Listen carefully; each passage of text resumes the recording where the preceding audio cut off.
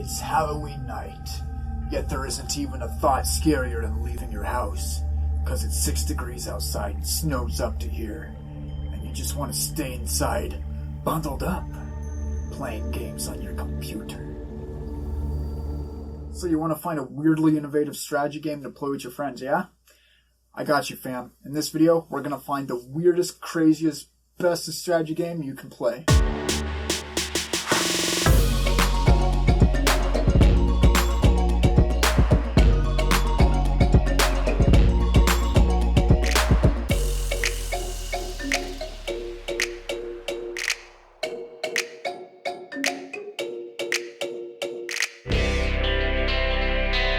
Wow, this maze is like intense. It's like literally like Maze Runner status up in here.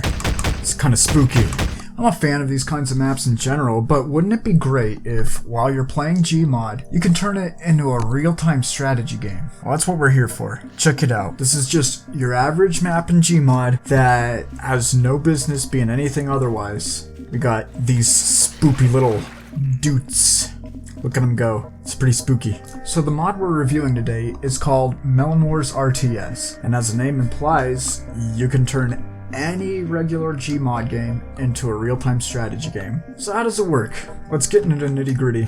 You and hopefully a friend. There's not many maps that I would call balanced for this kind of a gameplay scenario. I heard rumors they're working on a game mode, probably would come with a few maps when that happens.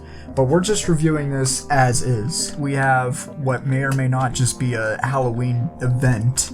These dutes, as they're called. When your melons die, they turn into these. Think of them as like zombie melons. I think it's great because it's like the first iteration of an NPC in this game, which one of the top complaints is why no AI type thing to play against, because if you don't have a friend to play with, you're probably not going to play. Like any old strategy game, you want to get yourself some units going right now. That'll be done spawning in like 10 seconds. It's as you'd expect. You take a while to build a building. Building gets built. Takes a while to build a unit. And then the unit gets built.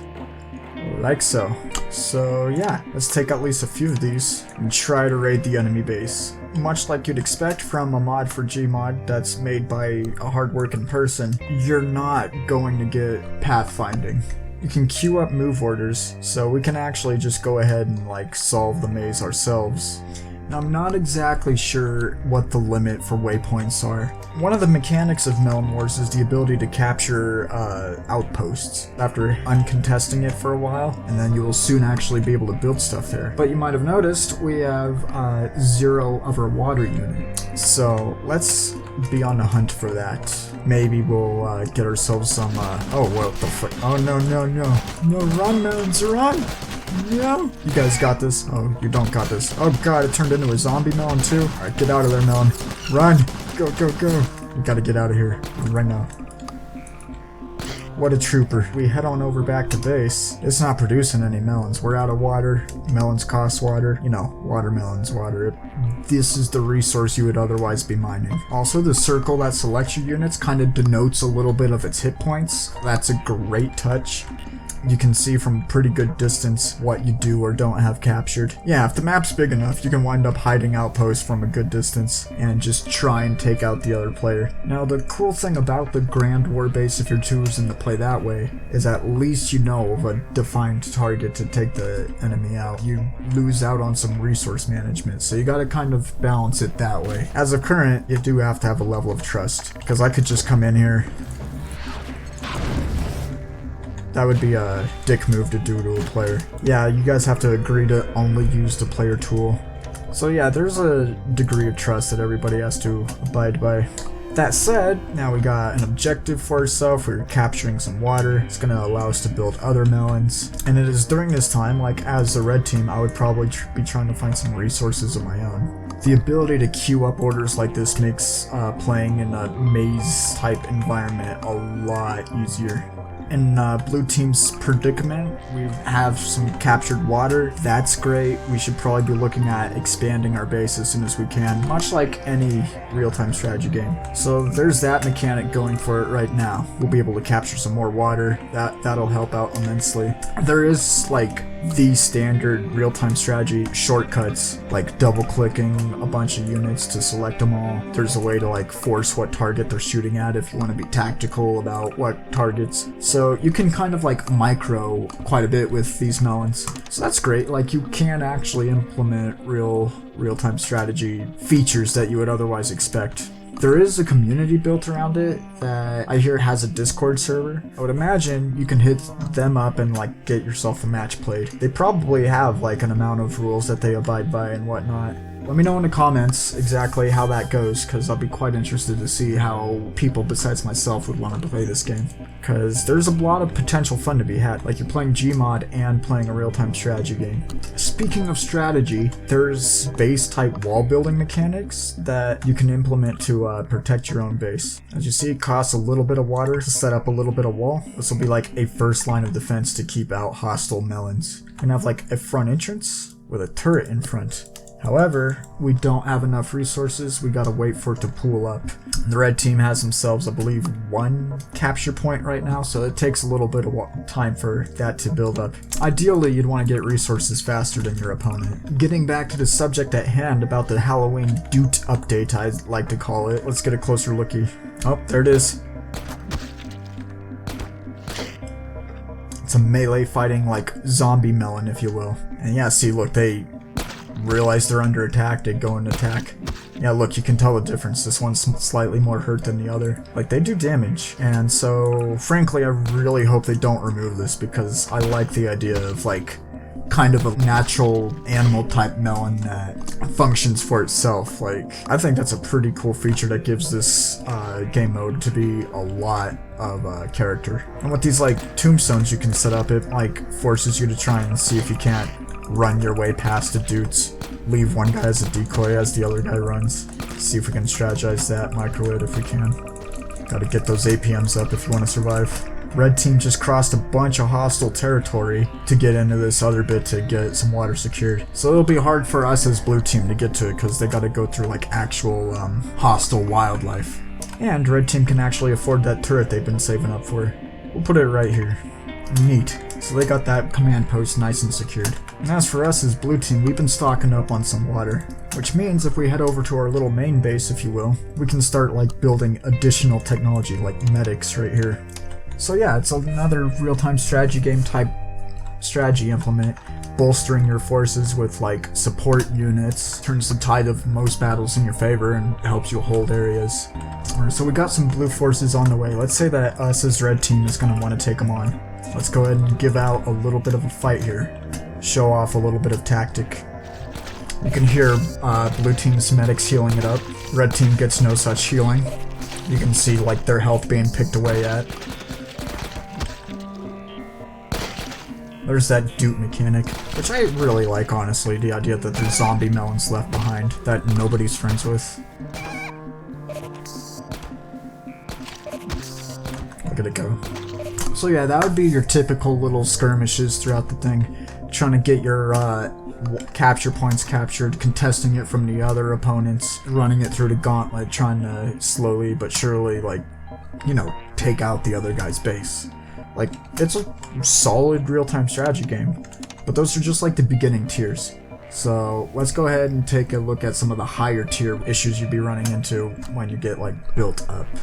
Okay, let's get into some of the more advanced tiers about Melon Wars. We have ourselves a pretty standard little base, periodically getting attacked by the red team. We have pretty good defense. At this rate, they'll never break through. It is our objective, obviously, to stop these attacks from happening. And to do that, you need to eliminate the red team. You probably already noticed something new right off the bat. We have this gate here, so should melons like immediately roll up, it's keeping them out, and that'll keep us defended. Let's go ahead and give an assault right now, moving out of the gate. Oh yeah, that's another thing.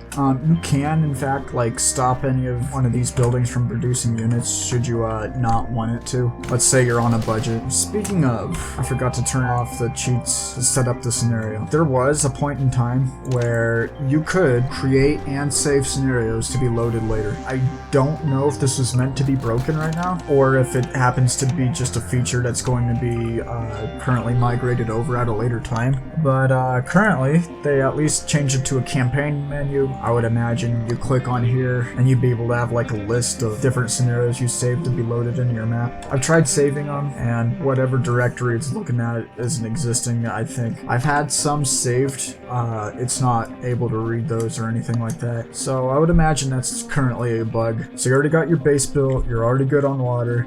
Now you just need to like keep doing the good fight. As you can tell, they got the wall walling us off. So we'll have to tear that down before we can proceed any further. Whether this is a bug or a feature, I'm not sure, but it appears as though things that get attacked currently stop their move order. I personally don't like that. Maybe it's to keep the game more interesting so as to make sure you're managing combat. I don't know. Maybe it's a bug. As is currently, looks like once you get attacked, your unit stops, so you gotta keep an eye on that right now. They've been sending dudes after us, as you can see. Well, we finally made it to the wall, so let's go ahead and start trying to tear it down. We got medics healing us all up. Oh, we broke a piece. We can cut through. Let's get that tombstone taken out as soon as we can. Right now we're capturing a command post. One of the objectives was to get those contested and taken out. We got rid of their little ramp thing, so they're a little bit stuck there. These are props and they all have hit points and you can destroy them, as you just saw. See, as we're like building this up to the blue, let's be ready to get our own defenses rolling and finish off the rest of this wall. So yeah, now this outpost is ours. We got our own little defense. So yeah, we've just took this little forward operating base for ourselves. So yeah, that part works pretty fluently, I would like to announce. Now that we've captured here, we can build here. Let's give ourselves a completely overpowered defense. Costs a bit of money, but you know, we have a bit of water to spare since we've been in the game for a while now. Marines and medics aren't the only things that one can spawn in Melon Wars. There's all kinds of different units and you gotta like mix and match, get your own strategies rolling. And we'll see here in a bit why this might not even be the most ideal defense. Wait, what's this? Oh no. Oh gosh. Wait, they're heading for the base. Oh no, they really are. They don't even have medics and they're ripping us apart. What the heck is going on here? That was a pretty grand old army they just ripped apart. What are we gonna do now? Look at that, they did significant damage to our turrets even. If we're to try and stop that, we're probably going to need some other type equipment here. The kind of unit they sent is known as gunners. Essentially what it boils down to is the longer they remain in combat, the more rate of fire they'll have till eventually they just rip through all your units. Not a good situation to be in. There's also flying units, much like other type terrain things in real-time strategy games.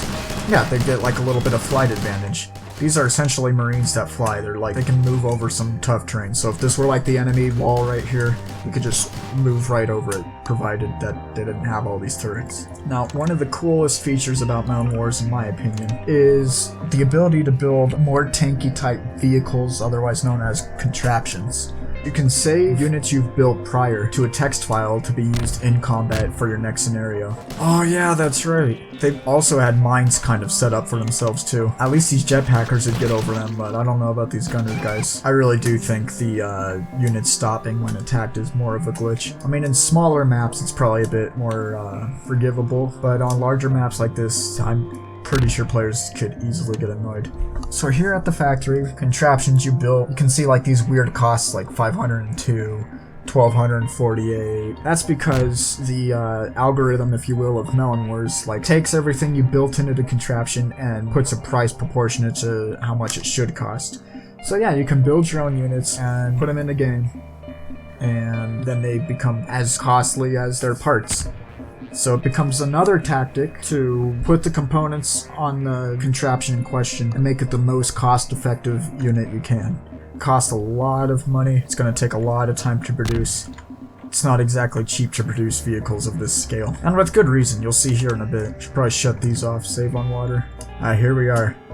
This is our Wraith. Its flying isn't exactly perfect, but dang it, it flies. And boy, oh boy, does it look formidable, does it not? You can see all these scorch marks from where their mines kind of did their damage. So anything on the ground might easily get ripped up by those. Here's exactly what I'm talking about, watch. Boom, took out 2 of our gunners, those big ass units. That's why we get these things going. Flying right over it, and we're still able to keep trucking along, no problem. No damage. There's this gunner skiff unit. You may also notice that the time it takes to produce the unit is also proportionate to essentially how much power the unit costs. I really don't think this alone can chew through the turrets. But it's certainly got this far. It's further than the whole squadron of other units is able to get.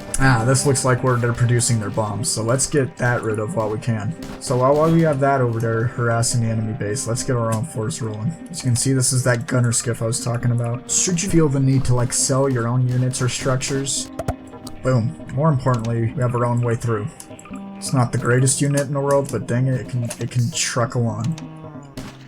Maybe the unit stopping while under attack is kind of like a way for contraptions to become more valuable, because I'm not seeing this thing stop for anything. You can see reasons for it to be a feature and reasons for it to be a glitch. Oh, we destroyed it just in time too. As you might have already been guessing, a map like this, like not this physical map, but if you were to set it up like this, it could take a very, very long time for either side to win. It's pretty much up to the players of the game themselves to determine how well the map is put out or balanced. You can set yourself up for like the water tank resources, the death floor where like anything in its general vicinity and on the same level will get destroyed, so like you can stop melons from going to where they shouldn't go in that regard. We have those dupe fountains we saw earlier. I really like it, honestly. And then those are those capturable outposts like we have in the middle of the map. Now these are water tanks. I would imagine these would be more prevalent in like a campaign type setting, because these are just like a one-time use for grabbing and consuming water. And I suppose like in a regular skirmish type map, players would be expected to like gather these up real quick, and that like helps spearhead the fucking movement along. And that way everybody can claim their stake real quick, and then after that it becomes the slog type deal. Or it can make like locations more prized for players. Let's say we like put them like way over there, like, well, if you want that one little bit of water, you can run over there. And each one of these things gives you 1,000 water, so they're pretty worthwhile to go after. See, look at that, we already have like 12k. You can select multiple buildings, by the way. That's not something you can do in most real-time strategy games. So now we got our own consistent force powering against them. Unsurprisingly though, those gunners are tearing apart that Wraith pretty well. But that's okay, because look at this. We already got our front line going. Got our own bombs, we got our own marines. They are, as the kids say, fucked. Let's do a little bit of micro. Oh yeah, we're starting to do damage. As you can see, they're down to one gunner camp. Soon they won't even be able to produce any more units. Boom. No more gunners for them.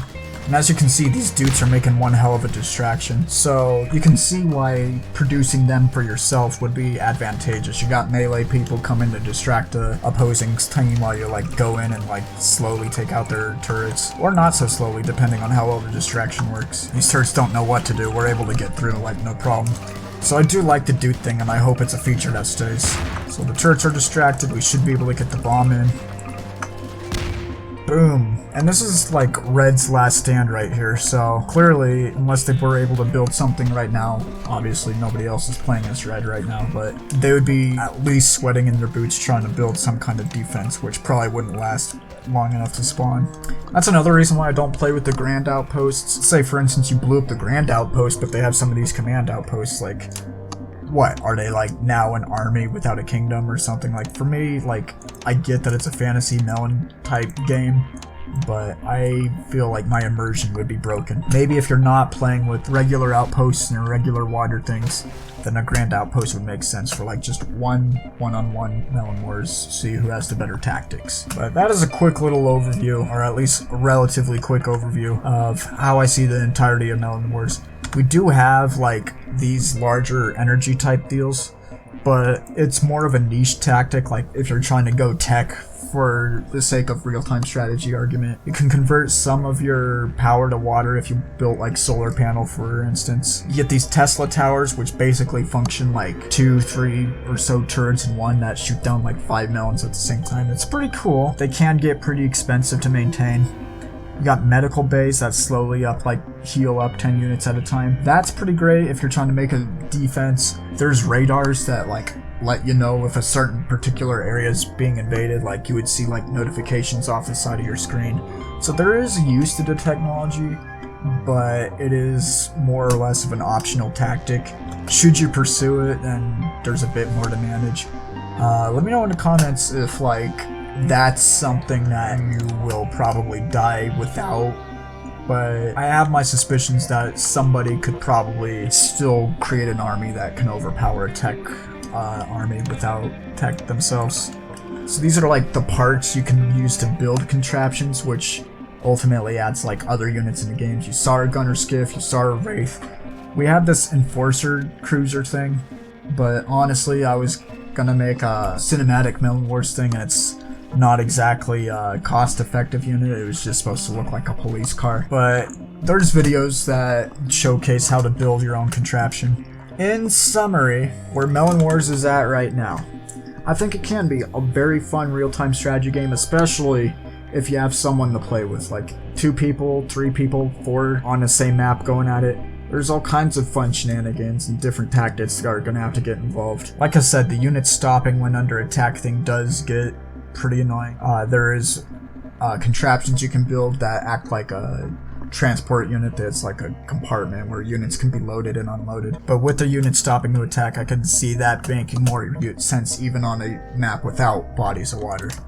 So in conclusion, as is, Melon Wars real-time strategy is a fun real-time strategy, needs work, but it does appear to be migrating feature-wise into a new iteration. You got a community to look forward to. They have a Discord server, they have a Steam group. You might very well be able to get yourself people to play as, or to play with. As of current, it's a very niche mod, but damn it, it can be a lot of fun. I'd give it a 6.8 out of 10. The extra 1.2 would go towards those units moving again where they attacked. The scenario saving and loading mechanic, that's also broken. That would also help go a long way towards improving that rating in my book. Now, people have been saying for a while, why don't we get to play with an AI? And while I don't know much about Lua scripting, I can say pretty affirmatively that an AI that can be played against in this kind of a scenario would be outrageously hard to program. Perhaps if and when it becomes a game mode, maybe the actual hammer map files can determine how the AI works, which, you know, that'd be great. You get like map scripts that run the AI. Yeah, that would be fucking cool. But no, as of current, I cannot see any other way that an AI could be programmed for this. At least not without somebody having an aneurysm. So yeah, that's where it stands. It's a viable real-time strategy game. If you have friends who want to play it with, go for it, man. Like, it could be a lot of fun. It's fortunate that they have these little dupe fountains as like a wildlife fauna that we touched on earlier. I'd like to see, like, you know, community campaigns, if you will, that have kind of like better setups than what I started this demonstration with. But if it's Halloween night, you want a weird new real-time strategy game to play with your friends, give Melon Wars a try. If you thought this review was useful and you would like to see more like it, go ahead and like, comment, and subscribe. And if you'd like to see a tutorial on how to get yourself started in Melon Wars, then go ahead and click here. Other than that, you have yourself a happy Halloween.